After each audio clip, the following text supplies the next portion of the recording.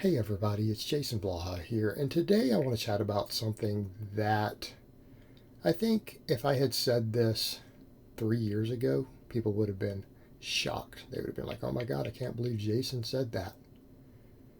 But these days I think not so much because I've learned to set aside being dogmatic and focus on let's just do what works. Let's understand what works. Let's find what works. Let's do what works and let's understand why it works.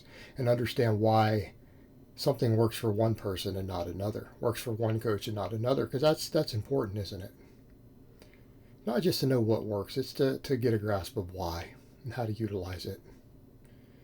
And that's the idea that there is no such thing as a bad exercise. There's only a bad application and use of an exercise, and that could mean the way you're programming it or executing it.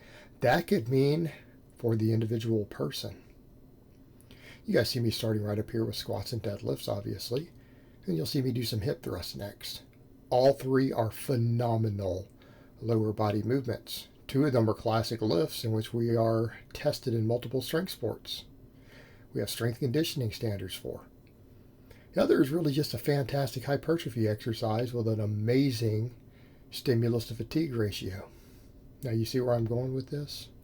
They work a lot of similar muscles, don't they? But the way that we should use them ideally is very, very different. Does that make any of the three a bad exercise? Of course not. Squats and deadlifts are phenomenal to test your strength. I don't think deadlifts are particularly good for hypertrophy purposes. In fact, I think a sound argument could be made against it, and I happen to fall into that camp, and it's my favorite exercise in the world. I'm very biased towards it. And even I'm saying, not so much that great for muscle building.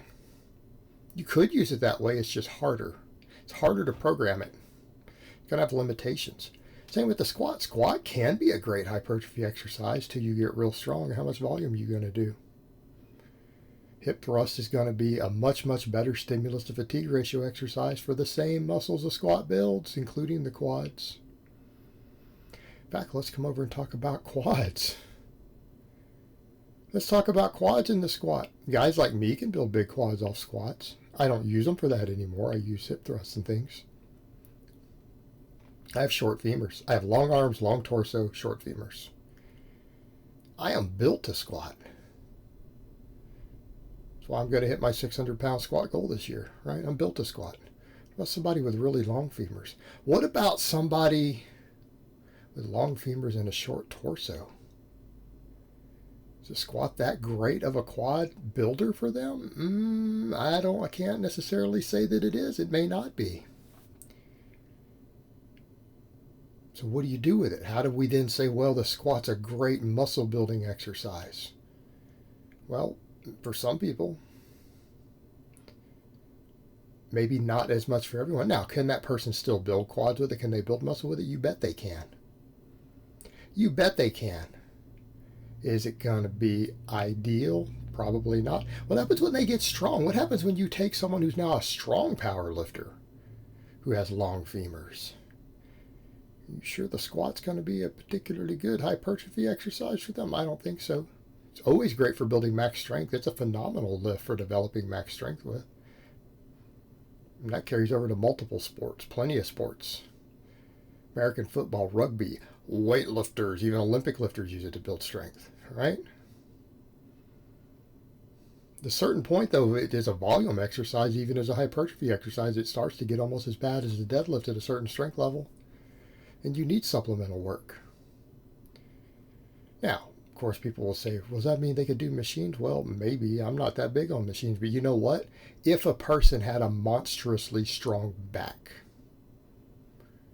okay, there's going to be my caveat. Let's go over to 2 points.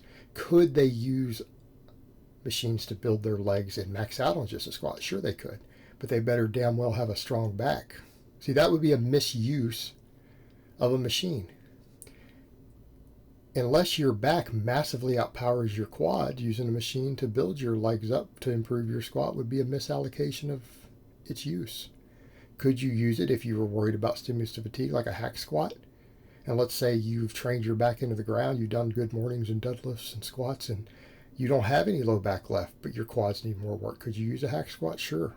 Would I recommend it normally? No. Why? Well, because it's a leg exercise that doesn't train your trunk muscles at all, or your erectors. Hip thrust will do that, which I just showed earlier. It's a better choice there. But if those muscles are so fatigued from other use and they're strong already, could you still do it? Sure. It could work great. It could even increase your squat.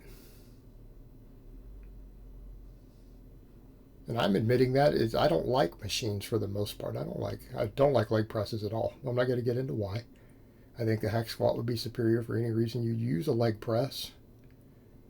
But I guess if the leg press is the only thing you had, you could make it work. But you could use a hack squat machine or something like that. It could increase your squat if it addresses your weak points, couldn't it? It can definitely make your legs grow. Now, let's talk about even the leg press there. I don't like the leg press. But could the leg press hypothetically have a use? Which I think it's bad for your low back mainly. I think it's a problem. But if you adjusted it very carefully, and let's say you set the goal of, I want to get extra conditioning work in, because you're going to have to load like 1,500 pounds of plates on a leg press to get anything out of it, right? But loading 26 45-pound plates up on that bad boy and then offloading them could give you some extra conditioning work for your leg training. Well, if that's your goal, then it could even have a use there, couldn't it? So can I say it's a universally bad exercise? No. I mean, guys who want to do conditioning, they want some GPP on their leg day.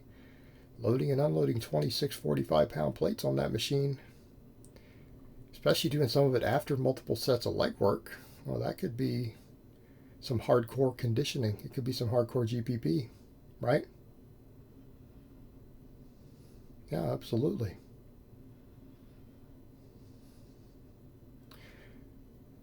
That's the point we get into with all of this. There aren't really bad exercises, there's bad applications. Let's talk about rep ranges.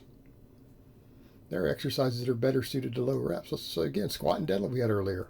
Realistically, how often are you going to go over 5 or 6 reps on a squat? Okay, maybe 8 on some programming. If you're doing multiple sets of 10 or 12 on the squat, that's going to bury you. You're not going to be able to do enough real training. We can recover a lot easier from lower reps. Deadlifts, definitely. They're very well suited to very low reps, and they're good. They're good at it. The problem is your form degrades massively, and you get hurt easier on those lifts with really high reps. They work great for low reps. About tricep extensions, you saw me doing some of those in here. Great exercise, especially done correctly. That the extension done with the easy bar can actually work all 3 heads of the tricep, right? Because it's kind of a multi-joint movement. What happens when you do real low reps on it? You end up getting bad tendonitis. What do I mean low? Anything less than 10. Okay, anything less than 10. It will eventually cause you problems. But it rocks at 10, 15, 20. Phenomenal tricep movement. Builds your triceps. Can increase your bench press.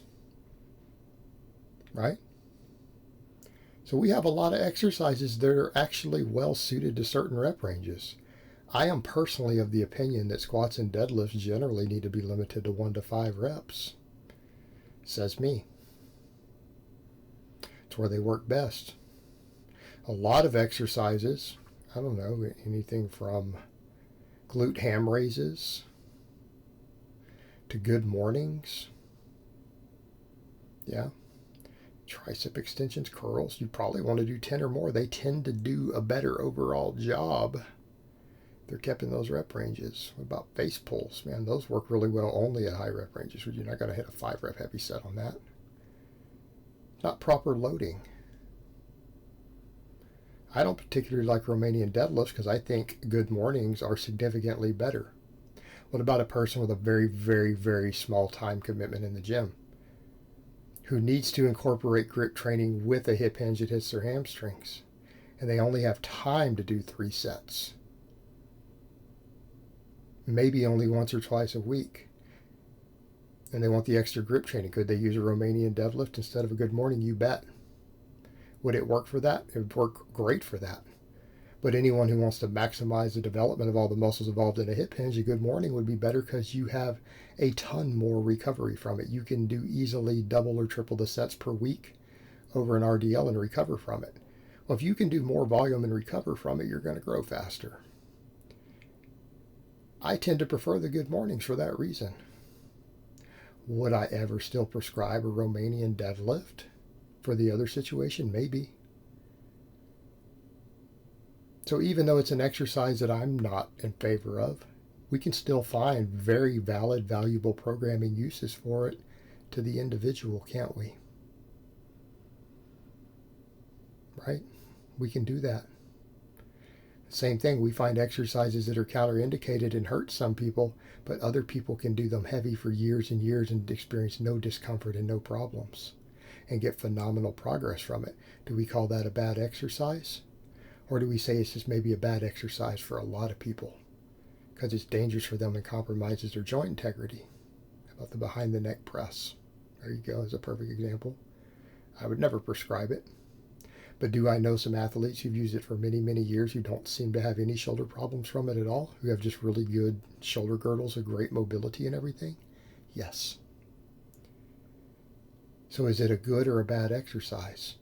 Well, I guess in that case it depends upon the structure of the individual person, doesn't it? Come back over to the application of the movement. Not just how we program it, it's for which person. All right, guys, well, that's really all I have to say on that today. I hope it's been informative, and I will talk to you guys next time.